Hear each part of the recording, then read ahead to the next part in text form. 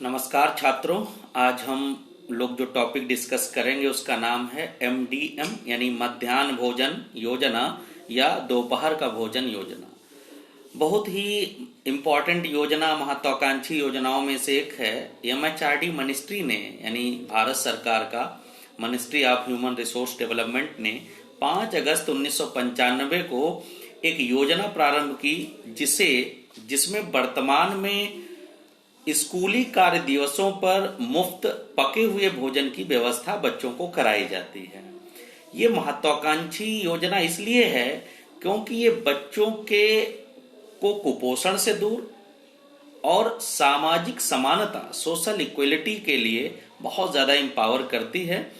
बहरहाल इसमें कुछ इम्प्लीमेंटेशन में खामियां जरूर देखी गई हैं, लेकिन योजना बड़ी सफल रही। अगर ओवरऑल इसकी मार्किंग की जाए तो ये बड़ी सक्सेसफुल योजना है। इस योजना को इसलिए चलाया गया कि बच्चों को विद्यालयों के प्रति आकर्षण उनके अंदर पैदा हो और वो कम से कम प्राथमिक स्तर की शिक्षा पूरी कर सकें, इसलिए योजना को प्रारंभ किया गया। ये योजना शुरुआत में सरकारी स्कूलों में, परिषदीय स्कूलों में और राज्य सरकार से सहायता प्राप्त स्कूलों में लागू की गई थी, लेकिन धीरे धीरे देखा गया कि करीब 1997 और 98 में समस्त ब्लॉकों में इसको लागू कर दिया गया था। फिर बाद में इस योजना के कई विस्तार किए गए, लेकिन जो सबसे बड़ा विस्तार देखा गया वो विस्तार था विस्तार करीब 1997 और 98 के बाद जो ये समस्त ब्लॉकों में की गई। इसके बाद 1 अक्टूबर 2007 को इसको उच्च प्राथमिक स्तर पर, अभी तक जो योजना थी ये प्राथमिक स्तर पर थी, लेकिन 1 अक्टूबर 2007 में इसको उच्च प्राथमिक स्कूलों में भी लागू कर दिया गया। अब यहाँ पर जो योजना लागू की गई, इसका मुख्य उद्देश्य ये था कि बच्चों में एनरोलमेंट, बच्चों का स्कूल के अंदर जो है मैक्सिमम एनरोलमेंट हो, यानी नामांकन संख्या विद्यालयों में बढ़ाई जा सके। कई बार ये सवाल आया है कि मध्याह्न भोजन योजना का लागू करने का उद्देश्य क्या था। तो मध्याह्न भोजन योजना का लागू करने का सबसे प्रमुख उद्देश्य ये है, अक्सर हमारे दिमाग में आता है कि गरीब बच्चों को भोजन मिल सके। कई बार क्वेश्चन ये पूछा गया, सेंट्रल टीटी में भी आया है, टीटी में भी आया है, सेंट्रल टीटी में, EBS में कई बार अभी 18-19 में भी पूछा गया सवाल है। तो इंपॉर्टेंट है कि यहाँ पर इस योजना को लागू करने का जो सबसे बड़ा उद्देश्य था वो था कि बच्चों का नामांकन विद्यालय में कैसे बढ़ाया जाए। अब नामांकन बढ़ाने में सफलता भी मिली क्योंकि बच्चे आकर्षित हुए, मध्याह्न भोजन, प्रॉपर भोजन की व्यवस्था वहां होती थी, तो इसलिए नामांकन बढ़ाना इसका मुख्य उद्देश्य था। दूसरा इसका जो महत्वपूर्ण उद्देश्य था कि ड्रॉप आउट स्कूल से जो बच्चे चले जाते हैं छोड़ करके, बहुत सारे गरीब बच्चे या पर्टिकुलर समाज के बच्चे, हाशिए पर जीने वाले बच्चे, कठिन परिस्थितियों में जीने वाले बच्चे या गरीब परिवारों के बच्चे स्कूल आते तो थे, लेकिन वो ज्यादा दिन स्कूल में रुक नहीं पाते थे। कई कारणों से उनको भोजन नहीं है, इकोनॉमी उनके घर की इतनी खराब है, इसलिए उनके माता पिता क्या करते थे, उनको मजदूरी पर या किसी काम में लगा देते थे, जिससे वो स्कूल के टाइम और जॉब के टाइम क्लैश कर जाते थे और वहां पर क्या होता था, वो स्कूल उनको छोड़ना पड़ता था। तो जो ड्रॉप आउट बच्चे थे, जो पढ़ना चाहते थे, मजबूरी में स्कूल नहीं जा पाते थे, उनके लिए बड़ा महत्वपूर्ण था। तीसरा इस योजना का मुख्य उद्देश्य था कि लैंगिक समानता बढ़ेगी, यानी जेंडर इक्वलिटी को एम्पावर करने के लिए इस योजना का बड़ा योगदान है। साथ साथ गरीब बच्चों को विद्यालय से जोड़ने के लिए इसका यह भी उद्देश्य था कि गरीब बच्चे अपना भरण पोषण के लिए अन्य अन्य जगहों पर काम करते रहते थे और वो सिर्फ इतने काम करते थे कि उनका खाना चल जाए, भोजन मिल जाए, उनको 2 वक्त की रोटी मिल जाए। इसलिए योजना उनके लिए बड़ा स्वर्णिम तरीके से गोल्डन पीरियड या गोल्डन योजना के रूप में जानी जाने लग गई। अब इस योजना में क्या होता था कि शुरुआत में क्या किया गया कि बच्चों को कच्चा भोजन यानी अनाज दिया जाता था, या तो चावल या गेहूं, या चावल या गेहूं, यहां क्लियर होना चाहिए, दोनों चीजें नहीं, या तो चावल अथवा गेहूं दिए जाते थे और उनकी जो मात्रा होती थी वो 3 kg या तो चावल दिए जाते थे और या तो फिर गेहूं दिए जाते थे। इसमें क्या हुआ पोषण युक्त भोजन बच्चों को नहीं मिल पाता था, क्योंकि कच्चा अनाज होता था, घर में बनाते नहीं बनाते। और दूसरा इसका बड़ा नुकसान ये था कि घर के गार्जियंस इसका अनाज का यूज अपने तरीके से करते थे, कभी बाजार में बेचते थे, कभी परिवारों की जो कुरीतियां या समस्याएं हैं वो बच्चों के अनाज को बेच करके अन्य अन्य चीजों में लगा देते थे। कई प्रकार के व्यसन वगैरह लोग कर डालते थे, ग्रामीण लोग जो थे। तो इसमें सरकार ने सोचा कि ये ऐसा ना किया जाए, कच्चा भोजन बच्चों की पौष्टिकता को पूरा नहीं कर पा रहा है और बच्चे इस योजना का प्रॉपर लाभ नहीं ले पा रहे हैं।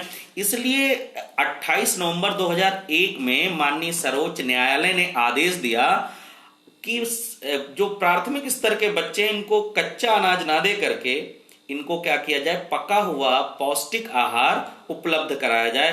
तो इसी क्रम में 1 सितंबर 2004 से बच्चों को पका पौष्टिक भोजन दिया जाता है। कार्य दिवस, जितने स्कूल के कार्य दिवस होते हैं, छुट्टियों के टाइम में नहीं दिया जाता, ये ध्यान रहे, सवाल यहां से बना है। तो कार्य दिवसों पर पका हुआ भोजन दिया जाता है और उस पके हुए भोजन में 4 दिन जो है चावल से बनी सामग्रियां होती हैं और 2 कार्य दिवसों पर या 2 जो दिन होते हैं वीक के, वो गेहूं से बने हुए चीजों। इसका पूरा मेन्यू है, आप स्कूलों में जाते होंगे टीचिंग वगैरह करने, जब इंटर्नशिप में जाते होंगे तो वहां पर लिखा है किचन में पूरा मेन्यू, किस दिन क्या बनना है, बहुत प्रॉपर वे में बच्चों के अधिकारों को वहां बताया गया। तो ये है पहले 4 दिन चावल से बनी चीजें और लास्ट के 2 दिन जो बचते हैं कार्य दिवस, उसमें गेहूं से बनी चीजें। इसमें प्राथमिक स्तर पर जो भोजन पौष्टिक दिया जाता है उसकी मात्रा क्या होती है, कैलोरी और प्रोटीन की। प्राथमिक स्तर पर करीब 450 कैलोरी और करीब 12 ग्राम प्रोटीन प्राथमिक स्तर पर पौष्टिकता के रूप में भोजन के द्वारा दी जाती है। उच्च प्राथमिक स्तर की अगर हम बात करें तो 700 कैलोरी और 20 ग्राम प्रोटीन उच्च प्राथमिक स्तर के बच्चों को दिया जाता है। तो ये महत्वपूर्ण योजना इसीलिए है क्योंकि बच्चों को कुपोषण से बचाती है, सामाजिक इक्वलिटी को मेंटेन करती है, सोशल इक्वलिटी को मेंटेन करती है। तीसरी बड़ी बात है, बच्चों के नामांकन को विद्यालयों में बढ़ाती है। ड्रॉप आउट होने की जो स्टिग्नेशन और वेस्टेज के जो इश्यूज आते हैं, यानी ड्रॉप करके बच्चे चले जाते हैं, उनको जोड़ती है। और शिक्षा की जो एक बेसिक प्रक्रिया है कि प्रत्येक बच्चे को इतनी शिक्षा तो मिलनी ही चाहिए, कम से कम साक्षर की स्थिति तक तो पहुंचे, यानी साक्षरता की जो व्यवस्था है उसको बनाए रखने के लिए कम से कम वो प्राथमिक शिक्षा तक अपनी शिक्षा भी जरूर पूरी करे। इसलिए उसको स्कूल छोड़कर ना जाना पड़े कि उसको भोजन नहीं मिलता, इसलिए उसको ना जाना पड़े कि वो कहीं दूसरी जगह काम करने जा रहा है जिससे टाइम का कोई इशू है। और जो जेंडर इशूज हैं कि लड़के पढ़ेंगे लड़कियां नहीं पढ़ेंगी, या अमीर परिवारों के बच्चे पढ़ेंगे गरीब परिवारों के बच्चे नहीं पढ़ पाएंगे, ये जो प्रकार की प्रॉब्लम्स हैं इनको भी एमडीएम के द्वारा दूर किया गया। मध्याह्न भोजन जो है, ये सेंट्रल टीटी में सवाल बना था कि कोई शिक्षक अगर पोषण के बारे में पढ़ा रहा है तो मध्याह्न भोजन किस प्रकार की टीचिंग लर्निंग मटेरियल हो सकता है। तो टीचिंग लर्निंग मटेरियल मध्याह्न भोजन इस प्रकार से हो सकता है कि जब कोई टीचर पोषण के बारे में क्लास में पढ़ा रहा है तो वहां बताएगा कि पोषण के लिए प्रॉपर चीजें खाना जरूरी है, बैलेंस डाइट होना जरूरी है, तो उचित पोषण मिलेगा। और उस उचित या बैलेंस डाइट में कार्बोहाइड्रेट होनी चाहिए, प्रोटीन होनी चाहिए, फैट होना चाहिए, विटामिन्स और मिनरल्स होने चाहिए। अब अगर वही क्लास में क्या है, टीचर ओरल बताएगा और जो मिड डे मील यानी जो दोपहर का भोजन है उसके टाइम वही टीचर अगर 1-2 मिनट या 5 मिनट के लिए चला जाए जब बच्चे खा रहे हो, और जो कुछ खा रहे हो, जो भी भोजन कर रहे हो, वहां पर क्या कर दे, बता दे कि जो तुम खा रहे हो उसमें क्या क्या खा रहे हो, या अलग अलग मेनू में तुमको क्या क्या मिलता है।